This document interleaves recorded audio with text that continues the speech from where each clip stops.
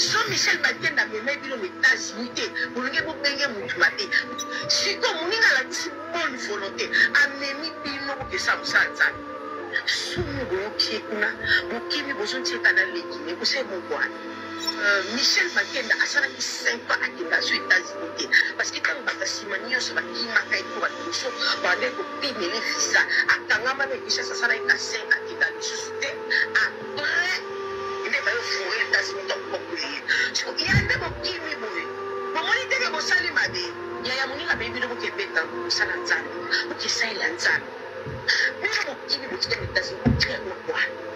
Est-ce que vous avez un bon Michel qui est petit là? Comment vous faites ça? Ok, mais les amis, vous payez la photo, vous voyez, Serra Dassa, frère Florian, frère Fabrice Moulaja, Jérémy Kongolo, s'il vous plaît, vous payez et on met comme moko aïe ici là. Alors, il y a ceux qui ne connaissent pas parce que n'a pas de concert, parce qu'on a monté. Parce que l'autre côté, il y a une répétition en transport, des fois, on a 5 000 fois, des fois, on a 10 000 fois. Parce que on a malongate. On a bien que le concert, il a dit côté là. Mais bon, on a un bon côté, on a une opportunité, on a raison, il y a centrement qu'on est à Pessina raison. Quand Michel Bakenda, on devrait être musicien, parce que ça, il m'a dit oui. Mais moi, quand on a Pessina raison, ce qui m'a dit, c'est parce que ils sont mal payés, il y a quoi qui mais mon salaire, on a même tapé ça à Pino, vraiment, mais ça, on savait. Est-ce que pour qui m'a musicien n'a pas et ça, c'est synonyme, il y a pas de orchestre, aucun orchestre, on sait, la mission est qui n'est pas bon à l'ouïe. Shalom, Père de Dieu. Paix et grâce dans vos demeures.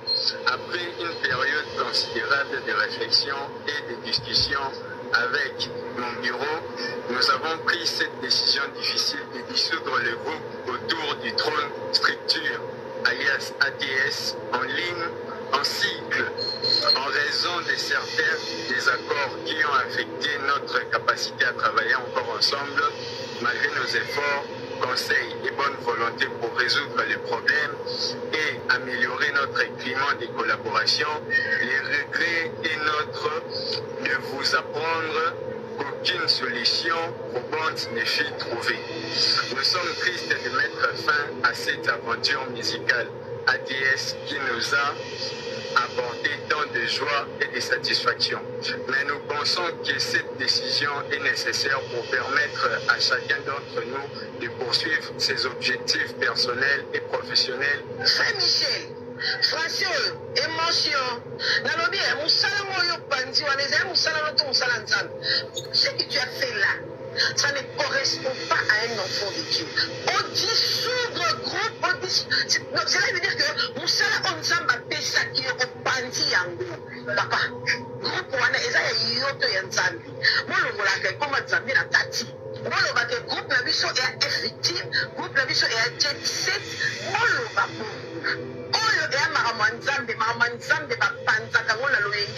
Est-ce que c'est le Saint-Esprit qui t'a demandé de faire quoi? Il ne faut même pas nous mentir. Il faut venir nous expliquer si c'est le Saint-Esprit qui va te croire. Il ne faut pas faire sortir un gros français comme ça là. Mais là, je n'ai pas compris. Je sais que nous salons au salon qui est noté en Zambie. C'est le Saint-Esprit qui t'a demandé de faire ça. Vous m'avez donné l'impression que vous êtes en train de servir Dieu. Oui, on n'en disconvient pas. Tu fais de bonnes chansons, tu fais de bonnes musiques. On glorifie Dieu au travers de votre musique. Et puis, je veux pas vous dire ici François, qui est au Pandi groupe, au Kati groupe, qui est au Palangani. Est-ce qu'un groupe d'accompagnement? En tout cas, un groupe d'accompagnement. Pourquoi vous faites ça? Est-ce que ça, c'est rendre gloire à Dieu? Tu n'es pas le seul musicien ou les artistes qui n'a pas ton...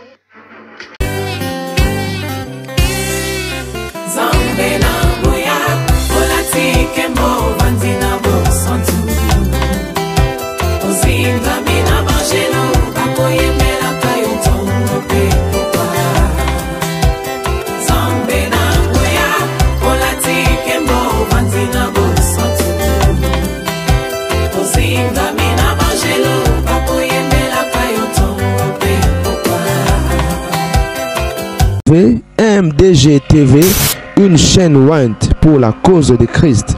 Mafuta Yasika, Mafuta Yasika. mafuta ya sika.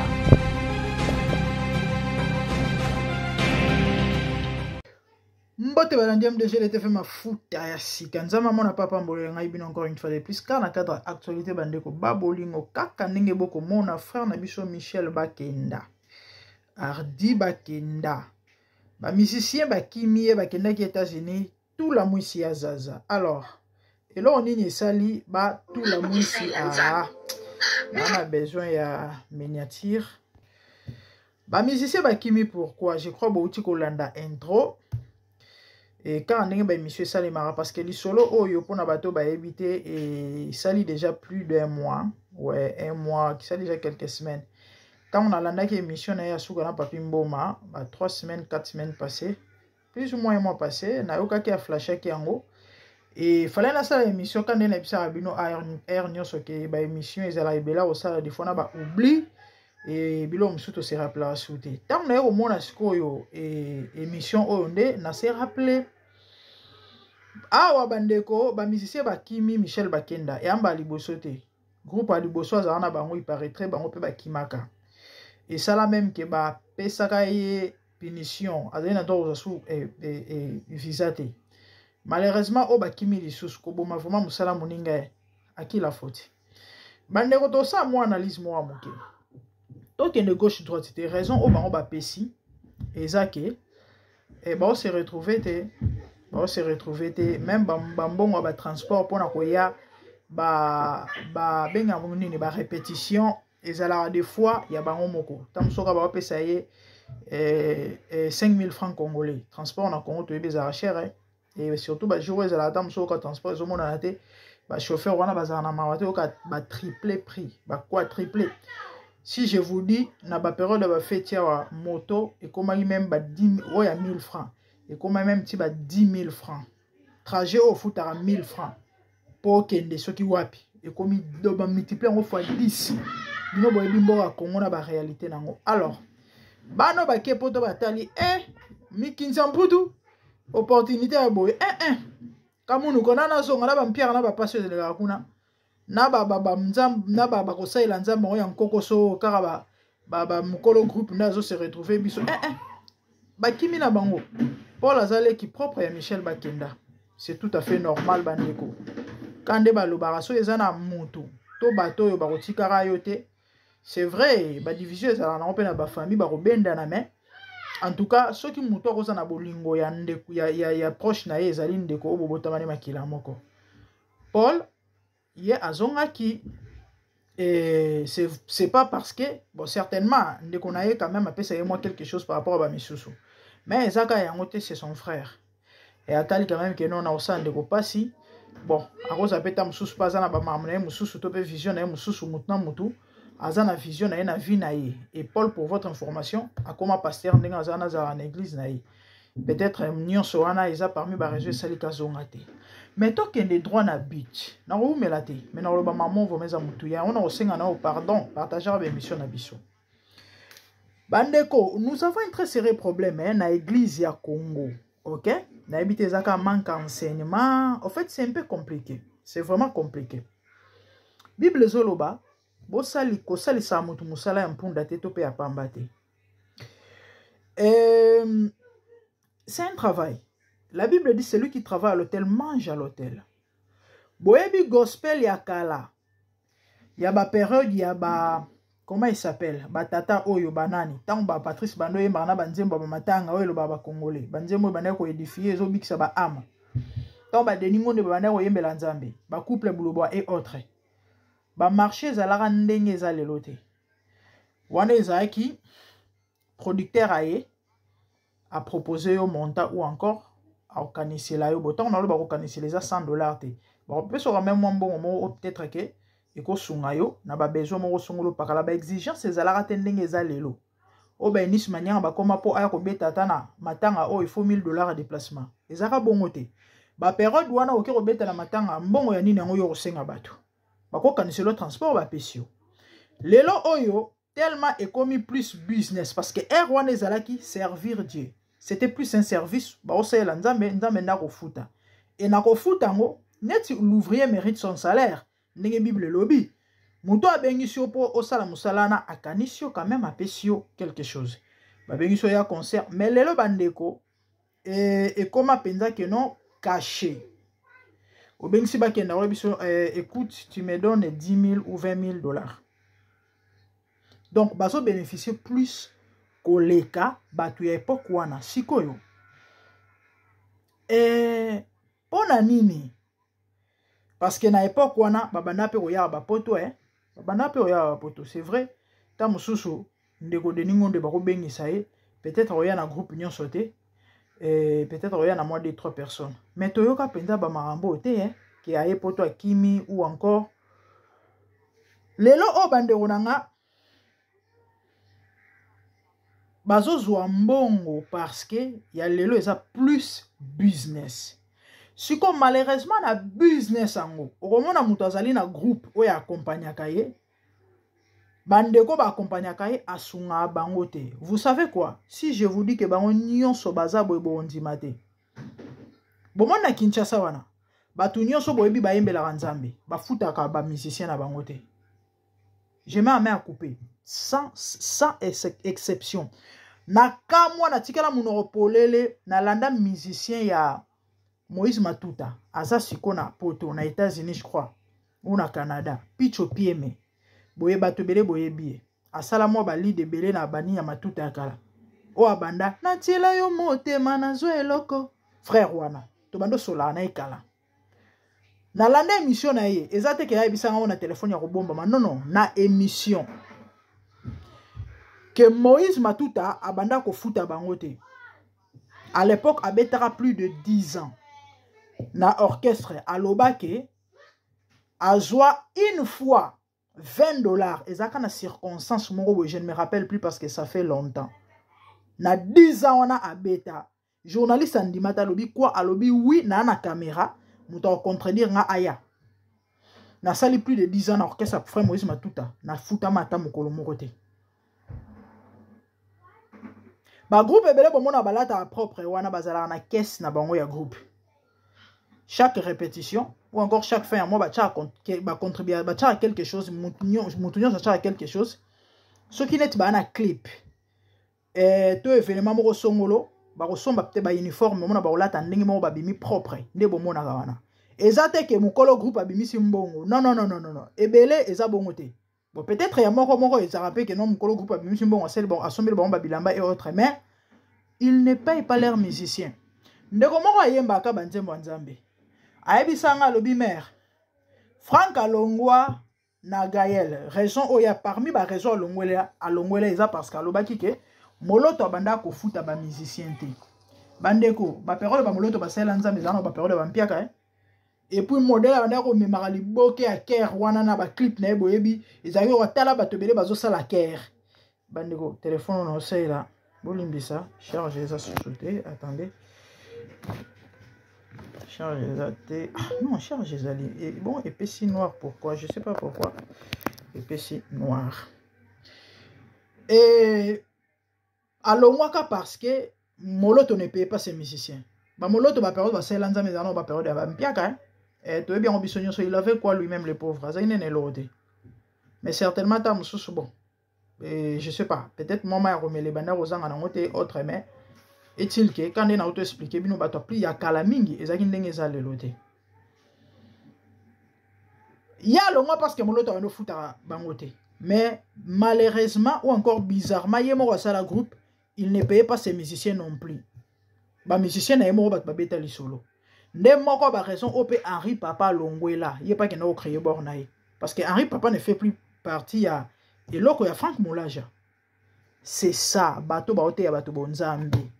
Bon monde ba vi na bango. Lelo ba musicien ba kimi ba onyoso pourquoi parce que ba se retrouvera na bango te. C'est vrai ça raison te. Mais atali ke na passe ya Congo wana na poto encore ya ba mibali lisusu ba ke kota ka mabala bino bo kantine. Ba ke kota na bango ba mabala. Ba ke kota mabala. Adiembela tata o chafi wana zemi azu mukande puis après malembe vinyoso yango wana c'est ça. C'est ça. Do bato bozo mona et lo bara ifonge de malgré ma mbobile na sera d'accord na ngote différence na ya biso na ifo ngeza doctrine toza doctrine moko te mais sinon ba vérité bela lo barasir nion sauté mais ba vérité mso lo barasir bato ke non bazala ba païen akosa kate ba futa ba musicien te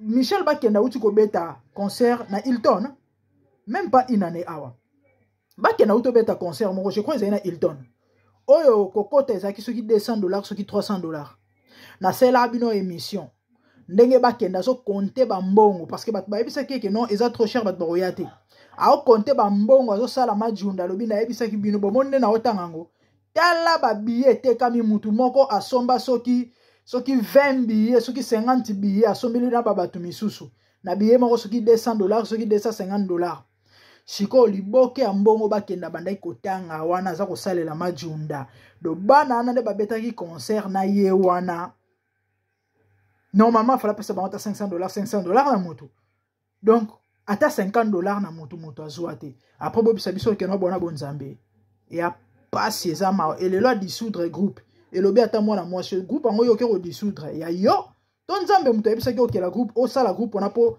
beaucoup misaka nzambe et a maweza passer bande ko so ba bongo limité maté jugement na bango ozala vraiment sévère makasi hein kole quand même bato misuso bavanda na baba c'est ça bato nzambe Bible zoloba et orlia na sierra motoki na yo bano eza musala l'ouvrier mérite son salaire boke bobeti concert topé production producteur ponde bazana basenga mbongo mokete hein ndeko mo ebisanga ngasa clip na Michel Bakenda ebise fois pesa soki 2000 et pardon et asala featuring Michel asenga ye soki 2000 et lo mo abongo abisi frère cher bon alobi non moi j'ai un nom wana Bakenda j'ai un nom tant ka bat ba mona ke no ezanga muna yembi na yo donc automatiquement otalama bomoni bato nzambo bango ba osela bango wana je sais pas soki na format nini donc tu gagnes l'argent mais bandeko bazo ko accompagner bazora ba bénéficiaire na eloko te bato befo babongola mite mais ça passe eza mawa ba mise bakimi tolo basu nini nyonso to sito lobi nzamba sunga biso osela nzamba oso ekabwe yeso azonga sinon abonnez-vous massivement si MDG TV Mafuta Sika, moi c'est la grande dame, activez la cloche pour ne rien rater, des bonnes choses à vous, partagez nos émissions, likez surtout, likez yaya ko sali sa mutu musala mpunda te mutu o assister yo pona o se retrouver quelque part topé po o zwa moi pas moko o baksa moi un plus na vie zala reconnaissant po bakena malgré kombo malgré ebiko yemba amatana na podium yemo te asala album yemo te ke ebandeliti suka ka yemta so yemba ka yemta so beta non sko batwana bazo sala ke bakenda zala bakenda. L'union fait la force. Du coup, tu ne les payes pas. Attendez. Tout ça là-bas, ce sont des gens. Attends vous-même. Franchement, en tout cas, il pas c'est pessima, ouais. Puis il y a un ça conseil. Sinon, je vous aime. Merci, au revoir. Bye.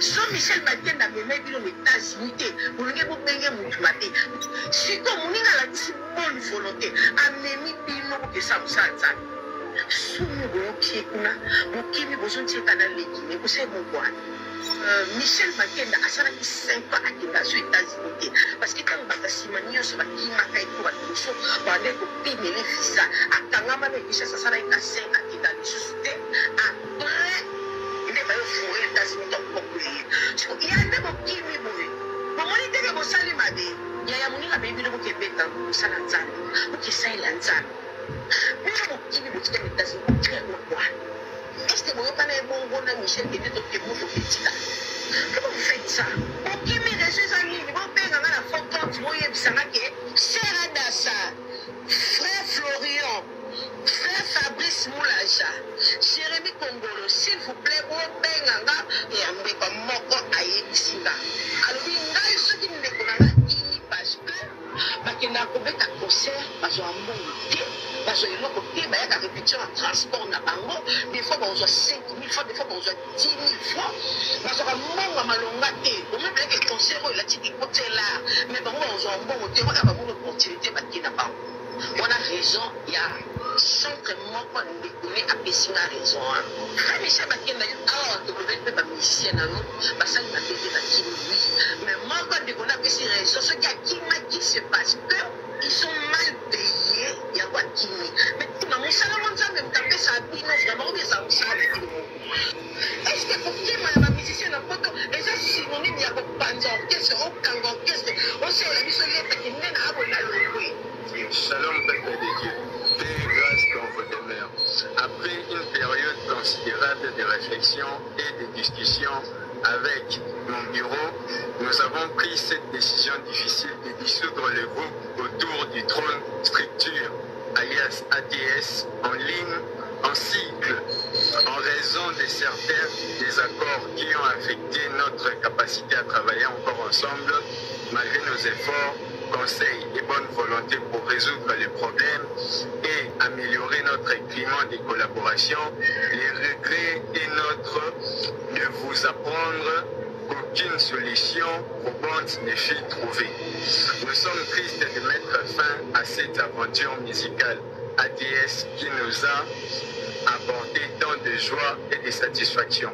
Mais nous pensons que cette décision est nécessaire pour permettre à chacun d'entre nous de poursuivre ses objectifs personnels et professionnels. Frère Michel, François, émotion. Nalobi, musala moyo pandi waneza musala noto musala nzambe. Ce que tu as fait là, ça ne correspond pas à un enfant de Dieu. On dissoudre groupe, cela veut dire que musala onzamba pesa qui est au pandi yango. Papa, groupe wana eza ya yoto ya nzambe. Molo molaka koma nzambe na tati. Molo ba ke groupe na biso est effectif, groupe na biso est jet set. Molo ba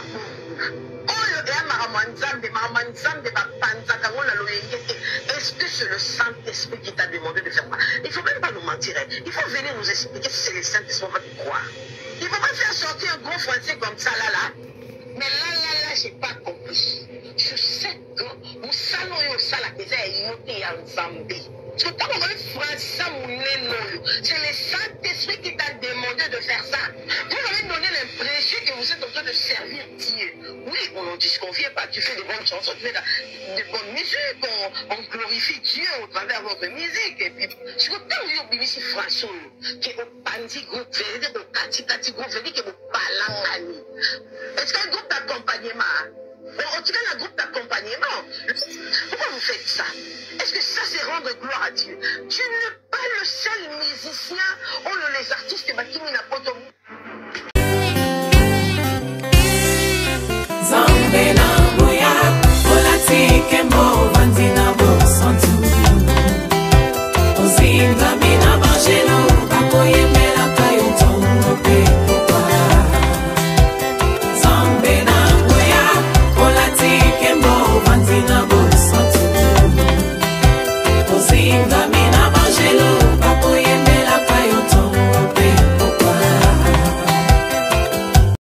MDG TV, une chaîne Wint pour la cause de Christ. Mafuta Yasika, Mafuta Yasika, Mafuta Yasika.